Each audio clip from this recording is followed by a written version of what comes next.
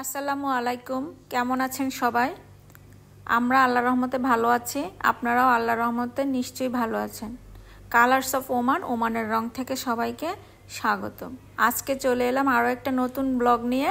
সেটা হলো আমরা এখন দুবাই চলে যাচ্ছি 3 দিনের সফরে। আজ হলো তার প্রথম দিন।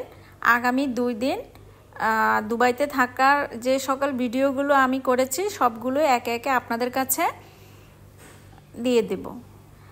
আর আজকে আমার ছোট মেয়ের বার্থডে ছিল। আমরা যাওয়ার পথে বার্থডে পালন করেছি। তার বাবা তাকে বার্থডে উইশ করছে, হ্যাপি বার্থডে বলে গান শোনাচ্ছে। এখন সেটা তো আর শোনানো যাবে না, কারণ কপিরাইট আসবে, যার কারণে সেটা আমি শোনাতে পারছি না। তো আমরা এখন 10টা বাজতেছে ওমান থেকে। আমরা 10টার দিকে রওনা দিয়েছি।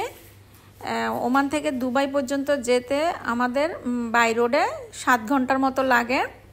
তো আমরা কিছু দূর যাওয়ার পরে রেস্ট করি, গল্প করি। এভাবে করতে করতে আমরা দুবাই গিয়ে পৌঁছাই। আমরা এখন বর্ডারে চলে এসেছি। এটা হলো ওমানের বর্ডার। বর্ডার ক্রস করার পরে আমরা দুবাইতে ঢুকবো। তখন সেটা দুবাইয়ের বর্ডার হবে। এখন আপাতত আমরা ওমানের বর্ডারে আছি। এখানে আমাদের ইমিগ্রেশন শেষ হবে। দুবাইয়ের বর্ডারটা আজকে থেকে 10 বছর আগে যখন দুবাইতে আমি গিয়েছিলাম তখন ছিল একরকম। 10 বছরে অনেক পরিবর্তন হয়েছে, যা খুবই সুন্দর ছিল। আমরা বর্ডার ক্রস করে ফেলেছি। আমরা হাত্তা বর্ডার দিয়ে এখন দুবাইতে ঢুকে পড়লাম। এটা দুবাইয়ের বর্ডার। তো আমরা দুবাইয়ের দিকে যাচ্ছি। যাওয়ার পথে দুবাই, ওমান, কুয়েত, কাতার, বাহরাইন, মিডল ইস্ট সবগুলো দেশই আসলে একই রকম মরুভূমির দেশ। আমরা যাত্রাপথে একটু বিরতি নিলাম দুবাইতে। বাচ্চারা একটু খাওয়া দাওয়া করবে, তার বাবা কিছু খাবার দাবার নিয়ে আসছে। আমরা সেগুলো খাওয়া দাওয়া করে নিলাম। করার পরে আমরা আবার রওনা দিয়েছি। এখানে জাস্ট আধা ঘন্টার মতো আমরা রেস্ট করেছিলাম। এখন বাজে দুপুর 1টার মতো। তো আমরা 5টার মধ্যে পৌঁছে গিয়েছিলাম দুবাইতে। ওখানে খাওয়া দাওয়া শেষ করে আমরা আবার বেরিয়ে পড়েছি। এখন হলো সন্ধ্যা 7টার দিকে আমরা ফ্যামিলি সবাই মিলে একসাথে বের হয়ে গিয়েছি। ওখানে আমার ফুফাতো দেবর ও তার ফ্যামিলি আছে। আমরা তাদেরকে নিয়ে একসাথে সবাই মিলে ঘুরতে বের হয়েছি।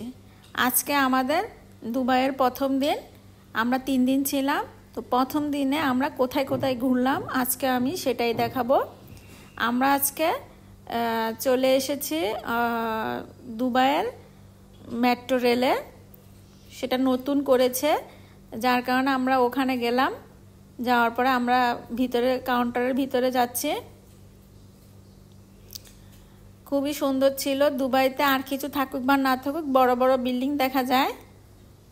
এই যে মেট্রো রেলের মধ্যে আমরা এখন উঠবো, সেজন্য আমরা চলে এসেছি এখানে ভিতরে।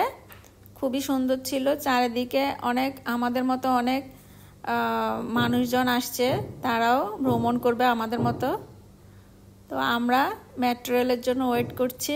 মেট্রো রেল এসে দাঁড়ালো। আমরা সবাই আস্তে আস্তে উঠে গেলাম। আমার মেয়েরা অনেক খুশি, তারা মেট্রো রেল ভ্রমণ করবে। ফুফাতো দেবরের ফ্যামিলি সহ আমরা একসাথে ঘুরে বেরিয়েছি। খুবই মজা ছিল, আনন্দদায়ক ছিল। আসলে বিদেশের বাড়িতে নিজের মানুষ যখন কাছে পাই তখন এত শান্তি লাগে, সেটা যারা প্রবাসে থাকে তারাই শুধু বুঝবে, এটা অন্য কেউ বুঝবে না। বিদেশের বাড়িতে মানে আপনজন তো কেউ থাকেই না। তো সেজন্য যখনই আপনজনকে কাছে পাওয়া হয় তখন মনটা অনেক বড় হয়ে যায়। আমি মেট্রো রেলের ভিতরেরটা একটু ভিডিও করে দেখাচ্ছি আপনাদেরকে। নিরিবিলি ছিল, কোনো জ্যাম ছিল না। বাইরে শহরটা দেখা যাচ্ছে আলোকিত চারিদিকে। দুবাই শহরে সব হলো আলোকিত, বড় বড় বিল্ডিং, উঁচু উঁচু বিল্ডিং আর আলোকিত। আসলে দুবাই শহর ঘুমায় না, সবসময় জেগে থাকে। আমার কাছে সেটাই মনে হলো। আসলে সেটাই না, মানে শহরগুলোই আসলে জেগে থাকে, শহরগুলো মনে হয় ঘুমায় না, তাদের মনে হয় মানে বিশ্রামের প্রয়োজনই হয় না, তারা সবসময় জাগ্রত থাকে, আমাদের সেবায় নিয়োজিত থাকে তারা।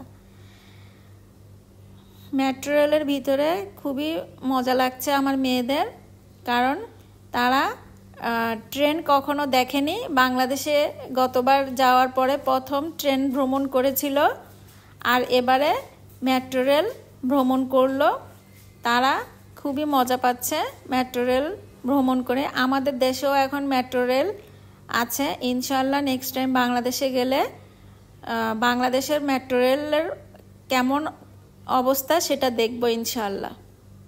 মেট্রো রেল ভ্রমণ করা শেষ, এখন আমরা চলে এসেছি ফেরিতে চড়ব, ফেরি ভ্রমণ হবে। আমরা আজকে সব ভ্রমণই করব। মেট্রো রেল ভ্রমণের পরে এখন আমরা ফেরি ভ্রমণ করার জন্য চলে এসেছি। এটা হলো ফেরি, ফেরিটা খুবই সুন্দর, ভিতরে এসি দেওয়া, কারণ এটা গরমের দেশ, এখানে বাইরে অনেক ঠান্ডা।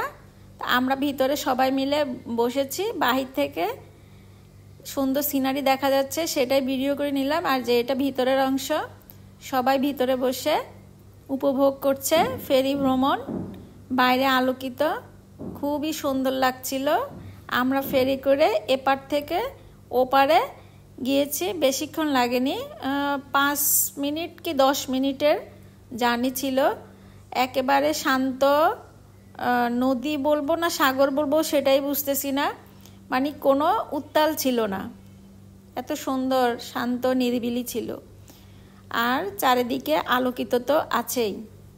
তো সেখানে আমরা যাওয়ার পরে এখনও নামি নাই, কিন্তু নামার পরেই নামার আগেই দেখা যাচ্ছে যে ওয়াটার ডান্সিং, এখানে ডান্স দিচ্ছে, মানে কি ওয়াটারগুলো আসলে খেলাধুলা করছে, সেটাই। আমরা এখন ফেরি থেকে নামবো, ওপাশে আরও একটা ফেরি দেখা যাচ্ছে, আবার ওপাশ থেকে কিছু লোক এই ফেরি করে ওপাশে আসা যাওয়া করবে। আসলে এটাই তাদের একটা বিজনেসের উপায়, ফেরি করে মানুষ এপাশ থেকে ওপাশে যাবে, ওপাশ থেকে এপাশে যাবে। আসলে দুবাইতে শুধু বিনোদন আর বিনোদন, বিনোদনের কোনো অভাব নাই। আর এই যে আমরা এপাশে চলে আসলাম, আসার পরে আমরা এখন দেখছি বিভিন্ন কালারের ওয়াটার ডান্সিং, খুবই সুন্দর ছিল। আমার মেয়েরা খুবই মজা পাচ্ছে, আমিও মজা পাচ্ছি, আমাদের রিলেটিভ যে ছিল সেও মজা পাচ্ছে। ধন্যবাদ আকবর ভাইয়াকে, উনি আমাদেরকে এত সুন্দর সুন্দর জায়গা ঘুরিয়ে ঘুরিয়ে দেখিয়েছে। আসলে 10 বছর আগে যখন গিয়েছিলাম তখন এত ঘোরাঘুরি করার সুযোগ হয়নি, টাইমটা খুবই কম ছিল, কিন্তু এবার একেবারে ইচ্ছে মতো ঘুরে পুরা দুবাই শহরটাকে দেখে আসলাম, খুবই ভালো লেগেছে।